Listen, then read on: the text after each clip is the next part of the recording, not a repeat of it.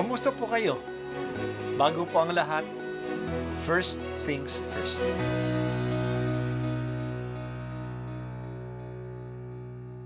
Good morning po. Sinisimulan po natin ngayon ang first things first.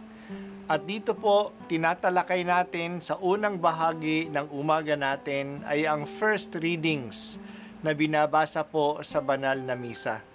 Ito pong tinatalakay natin kasi madalas po kasi marami na tayong alam tungkol sa gospel readings. Pero konti po ang nagsasalita sa first readings. Pero ang first readings, bahagi din po yan ng Biblia, ng banal na kasulatan. Kaya susubaybayan po natin ang mga first readings, basahin po natin at kuminsan kailangan ng basahin ng 2 o 3 beses bago maintindihan kasi hindi po tayo familiar sa mga istorya at sa mga kaisipan na tinatalakay dito.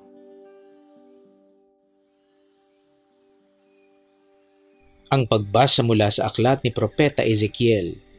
Sinasabi ng Panginoon, kung ang isang taong masama ay tumalikod sa kanyang kasamaan, sumunod sa aking mga tuntunin at gumawa ng mabuti, siya ay mabubuhay.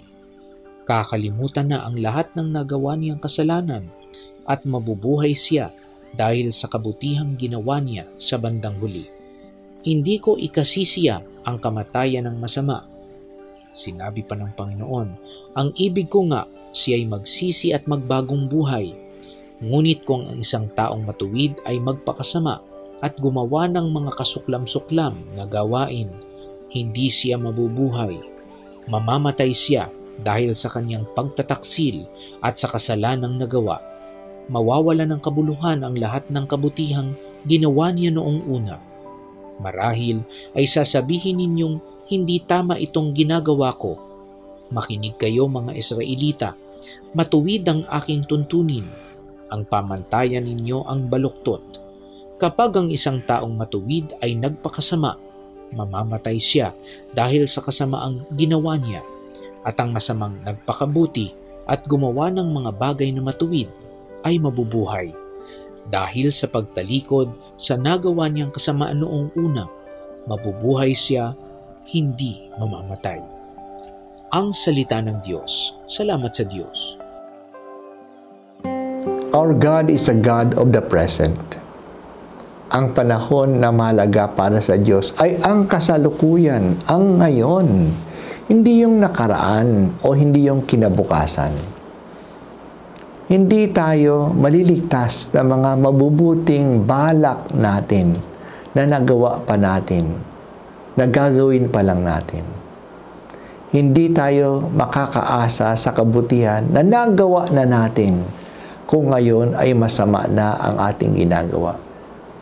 Ito ang pahayag ni Propeta Ezekiel sa atin. Ang taong masama at nakagawa ng maraming kasamaan ay hindi tatalikuran ng Diyos kung nagsisi siya at gumagawa na ng mabuti ngayon. Hindi siya titingnan ng Diyos sa kasamaan na nagawa niya noon, kundi sa mabuting pagkatao niya ngayon. Ito pa ay nagbibigay ng pag-asa sa atin. Ano man ang nakaraan natin, yan ay hindi na napapansin ng Diyos kung tayo'y nagsisisi ngayon at nagpapakabuti.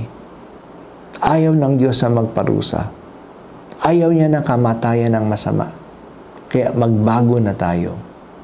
Pero may babala din ang Diyos. Anumang kabutihang nagawa natin noon ay mababaliwala kung ngayon ay nagpakasama na tayo. Kaya huwag tayong magbitaw sa kabutihan natin. Huwag nating sabihin na dahil sa marami ng natulungan natin noon, dahil sa malinis na buhay natin noon, dahil sa mga dasal natin noon, okay na tayo ngayon. Pwede na tayo magpabaya. Pwede na tayong gumawa ng masama. Hindi po. Ang tinitingnan ng Diyos ay ang kasalukuyan natin. Kung sino at ano tayo ngayon. Hindi yung nakaraan. Kaya ang panawagan sa atin ay magsisi para sa mga masasama Baguhin na natin ang buhay natin at para sa mabubuti naman ay manatili sa kanilang kabutihan. Hindi lahat ng pagbabago ay mabuti. Ang mabuti ay ang pagbabago tungo sa kabutihan at hindi ang pagbabago tungo sa kasamaan. Tumugon tayo sa panawagan ng Diyos na magsisi at magbago. Iwaksi na ang anumang kasamaan natin. Walang kasalanan, kahit na anong kabigat, ang hindi mapapatawad kung ito'y pinagsisihan. Ang kasalanan laban sa Espiritu Santo na hindi mapapatawad ay ang kawalang pag-asa na hindi na siya mapapatawad. Huwag tayong mahulog dito. Kaya kaya ng Diyos na patawarin ang anumang kasamaan, basta ito'y pinagsisihan. Pero kailangan din natin pangalagaan ang mabubuting asal at kabutihan na ginagawa natin. Huwag tayong magsawa sa paggawa ng kabutihan. Huwag nating iwaksi ang mabubuting asal natin tulad ng pagpapahalaga sa pamilya, pagpapahalaga sa buhay, at paniniwala sa Diyos. Ang mga ito'y hindi na pinahalagahan ng tinatawag na Western culture ngayon. Kawawa naman sila. Huwag tayong magpadala sa kanila. Hindi lahat na galing sa West ay tama. Panindigan natin ang ating likas na kabutihan. O Panginoong Diyos, bigyan mo kami ng karunungan na alamin kung ano ang mali na dapat iwaksi at ang tama na dapat panindigan. Bigyan mo kami ng pagpapakumbaba na aminin ang aming pagkakamali at ng tapang na manindigan at itaguyod ang kabutihan.